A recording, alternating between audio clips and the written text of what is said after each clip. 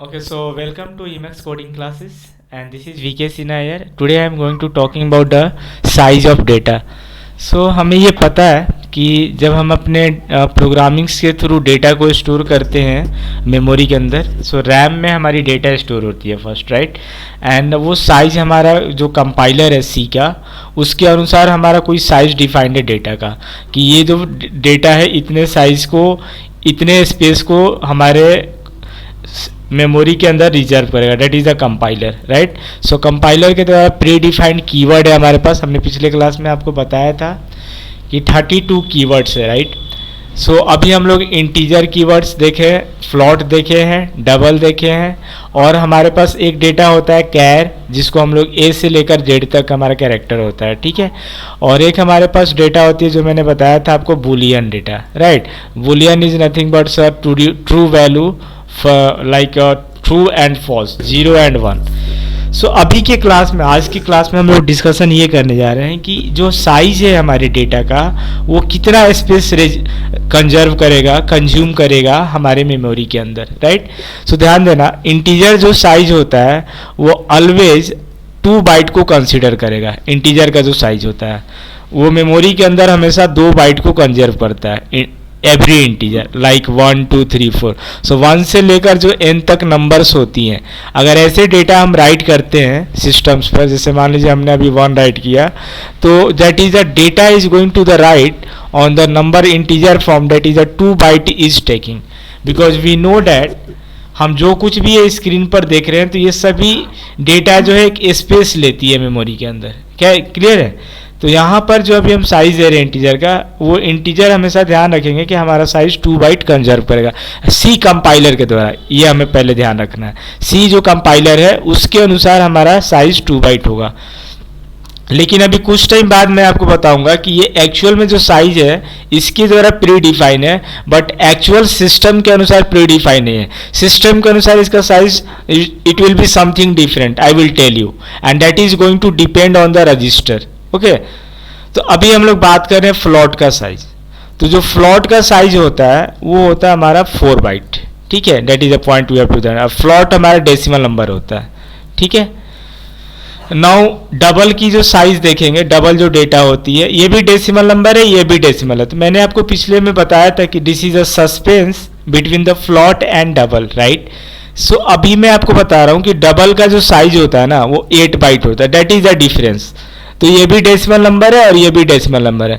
तो ये decimal number जो है ये स्पेस को कम कंज्यूम करता है और ये थोड़ा ज़्यादा कंज्यूम करता है, दैट इज 8 बाइट कंज्यूम करता है, right. That is a difference on the space point of view.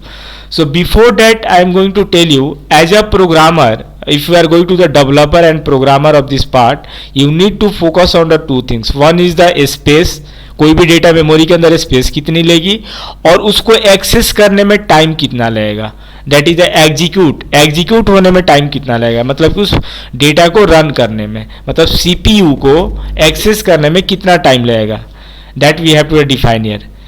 Character का जो साइज होता है वो हमारा 1 बाइट होता है, we have to always remember. Character होता है हमारा ABCD like up to Z, right.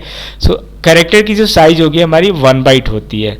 और बुलियन जो डेटा होता है इसका जो साइज होगा या तो 0 होगा, सॉरी, इसका जो साइज होता है वो 1 बिट होता है। क्लियर है? बुलियन का जो साइज, ये बाइट में नहीं होता है, बीट में होता है। तो मान लो 0 आपने स्टोर किया तो 0 का साइज कितना होगा, 1 बिट। तो हम पता है कि computer can only understand binary code 0 and 1, right. तो ये बाइनरी कोड को समझता है। तो बिट फॉर्म में जो रहेगा, तो एक 0 स्टोर करेंगे तो 1 बिट, अगर एक इसको स्टोर किया तो 1 बिट ये होगा। So this is the size and this is the types of data is available in C programming. तो हमारे सी प्रोग्रामिंग में इस टाइप्स के डेटा अवेलेबल है, ठीक है, और इनका साइज प्री डिफाइन है कंपाइलर के द्वारा। I hope all of to getting to this point, and before that I am going to talking about that. एक चीज ध्यान रखिएगा कि ये सी कंपाइलर के द्वारा डेटा प्री डिफाइन है, लेकिन एक्चुअल में क्या होता है कि सिस्टम में जो सीपीयू है उसके जो रजिस्टर होता है सीपीयू के अंदर उसके अनुसार डेटा की साइज डिफाइन होती है एक्चुअल में। But when we are going to store in the RAM, तो रैम में जो डेटा है जो स्टोर हुई है वो एक्चुअल में सी कंपाइलर ने जो बताया हुआ है उसके अनुसार स्टोर होगी, कोई प्रॉब्लम्स नहीं है। बट जब सीपीयू इसको एक्सेस करेगा अपने अंदर, तो रजिस्टर के अंदर जो साइज होगा that will be the different, और आपका जो साइज है वो रजिस्टर पर डिपेंड करता है actual in fact. So if anyone asking that this is the real size of data, so I will say no, it will depend on the register of the system and there will be the define the size of data, but according to the programming world this is the right the size of the data. Okay, so I hope आप इस बात को आप लोग समझ रहे होंगे कि अकॉर्डिंग टू कंप्यूटर साइंस के अनुसार जो सीपीयू में जो रजिस्टर होता है उसके अनुसार जो हमारा साइज होता है डेटा का वो डिफाइन होती है। और एक्चुअली में ऐसे हम प्री डिफाइन करके बताया गया कंपाइलर का कि अब ये नहीं पता है कि किस प्लेटफॉर्म पे सी कंपाइलर स्टोर किया गया है, विंडोज पर है, लिनक्स पर है, या कौन सा आपका स्पेस है, आपका 4 GB रैम है कि 8 GB रैम है, that's it's a pre define, but according to register it will be go to the define the size of data. I hope all of you getting to this point, and thank you to watching to this section of the size of data, and we will be continuing in the next class of the video. यहाँ तक कोई problems Bhim? Sir Boolean का थोड़ा सा वो बताइए कितना bite लेता है, उसका थोड़ा मैं समझ नहीं पाया। बुलियन का जो साइज होता है ना 1 बिट होता है, 1 बिट, हाँ ठीक है, 1 बिट लेता है, हाँ 1 बिट, ठीक है। जो हम लोग पिछले क्लास में बोले थे 1 बाइट में 8 बिट होता है, राइट?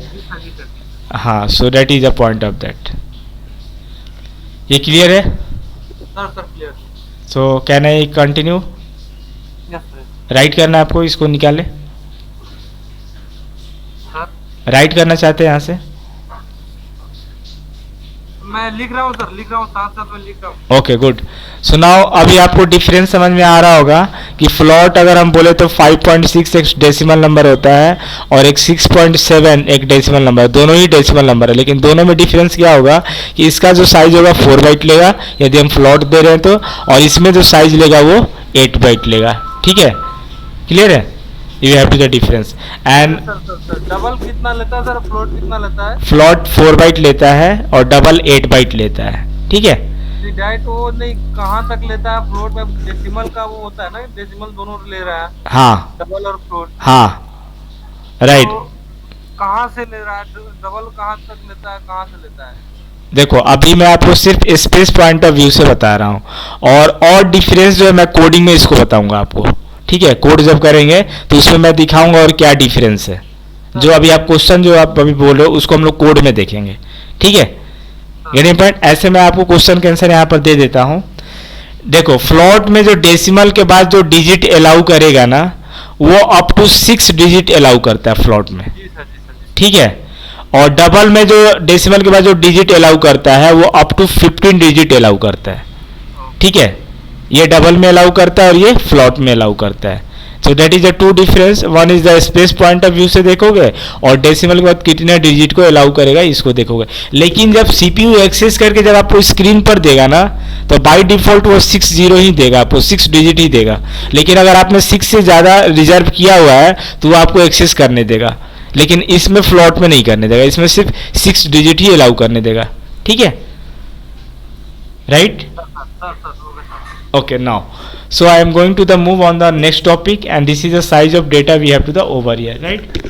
So now अभी मैं आपसे क्वेश्चन पूछ रहा हूँ कि अगर हमें कोई भी डेटा अगर प्रोग्राम अगर राइट कर रहे हैं तो प्रोग्राम हम पूछे कि हम लोग प्रोग्रामिंग लैंग्वेज क्यों स्टडी करें या why we are going to the learn, because we have to create the software and application, right, as well as the app, right? Website, apps and softwares we have to create. So for app we need a Java programming, right? Java is for the Android, and for the Apple, like Apple do you want to app, there is you need a Swift programming, right? So Apple के लिए हम Swift को programming को देखते हैं और Android app के लिए Java को देखते हैं। वेबसाइट में बात करें हम तो वेबसाइट में अगर हम बोले तो वेबसाइट में अगर बात किया जाए हम लोग तो हम उसके लिए देखेंगे HTML और CSS को। HTML हमारे पास लैंग्वेज होती है वेबसाइट के लिए, CSS होती है, ठीक है? जावा स्क्रिप्ट होती है हमारे पास और SQL होती है वेबसाइट्स के लिए, ठीक है? वी हैव टू, सो ये हमारा जो कवरिंग होता है वो हमारे वेबसाइट्स को क्रिएट करने के लिए होता है, वेब डेवलपर के लिए होता है, ठीक है? And one more programming I am going to tell you, that XML. One is the programming is the XML. So XML is the programming to transfer the data from one device to other device in the secure way.